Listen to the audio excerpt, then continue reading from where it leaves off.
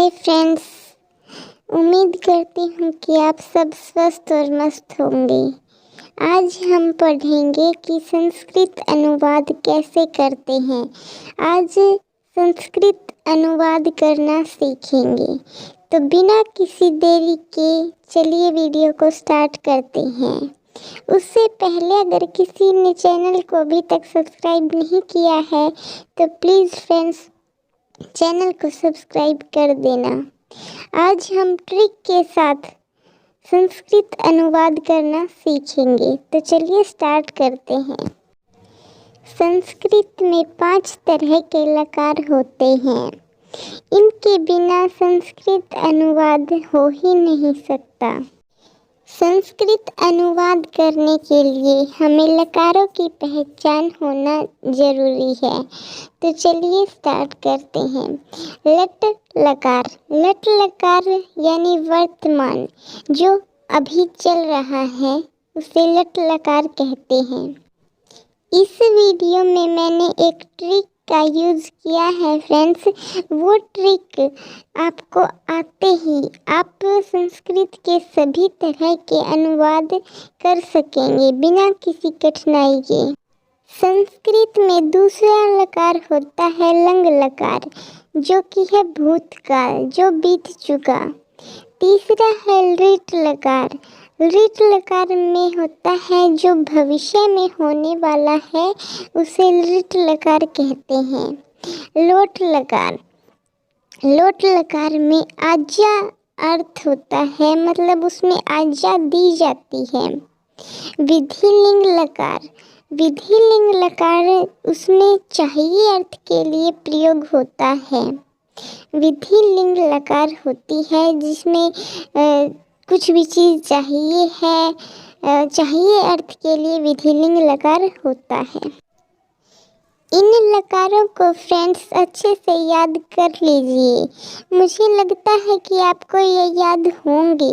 अगर किसी को नहीं है तो ये याद कर लेना फ्रेंड्स। इनके बिना अनुवाद करना असंभव है।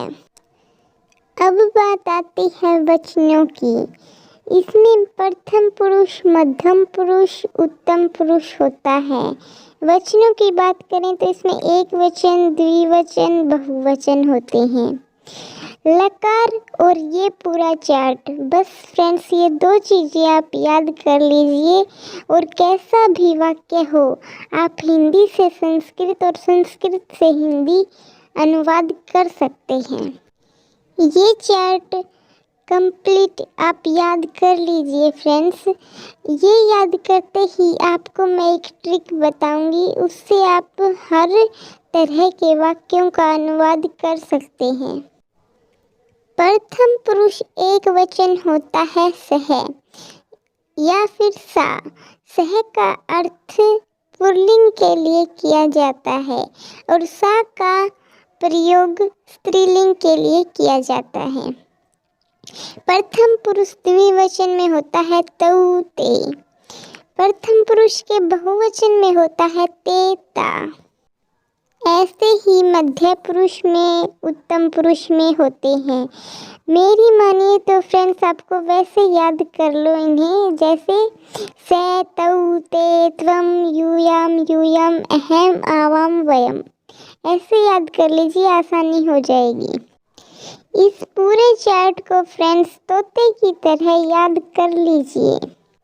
इसके साथ अगर हम पठ धातु जोड़ दें तो फ्रेंड्स ये कुछ ऐसा बनेगा।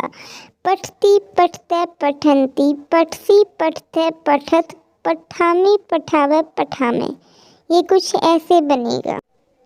से का अर्थ होता है वह, तव का अर्थ होता है वे दोनों, ते का अर्थ होता है वे सब, त्वम का अर्थ होता है तुम, यूयम का अर्थ होता है तुम दोनों, यूयम का अर्थ होता है तुम सब, अहम का अर्थ होता है हम। संस्कृत में हम जो है वो उत्तम पुरुष माना जाता है और जो हिंदी होती है उसमें जो मैं होता है वो उत्तम पुरुष माना जाता है। आवाम, आवाम होता है हम दो, वयम होता है हम सब। मैं उम्मीद करती हूँ कि अब आपको यह पूरा चार्ट समझ आ गया होगा। अब आती है वाक्यों की बारी। अब वाक्य देखिए फ्रेंड्स, बिल्कुल आसानी से बनेंगे। अगर ये आपने याद कर लिए हैं तो 1 मिनट भी नहीं लगेगी आपको वाक्य का अनुवाद करने में। देखिए फ्रेंड्स, वह पढ़ता है, सह पठती। ये प्रथम पुरुष का एक वचन आ गया, दोनों का सह और ती, पठती। तो ये बन गया सह पठती।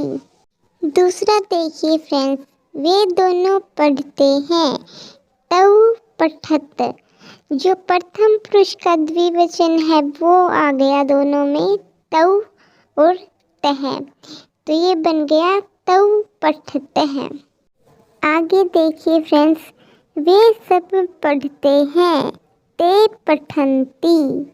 देखिए फ्रेंड्स, बिल्कुल आसानी से बन रहे हैं सभी वाक्य। तो हम सब का एक एक वाक्य बनाएंगे। तुम पढ़ रहे हो, इसका देखिए फ्रेंड्स, त्वम पठसि।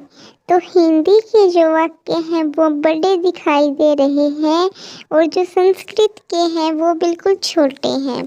तो इससे आपको पता चल रहा है कि संस्कृत कितना आसान सब्जेक्ट है। ये सभी वाक्य ऐसे ही बनेंगे फ्रेंड्स।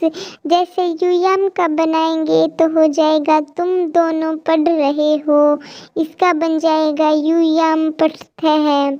फिर आएगा यूयम, यूयम का हो जाएगा तुम सब पढ़ रहे हो, इसका बन जाएगा यूयम पठथ।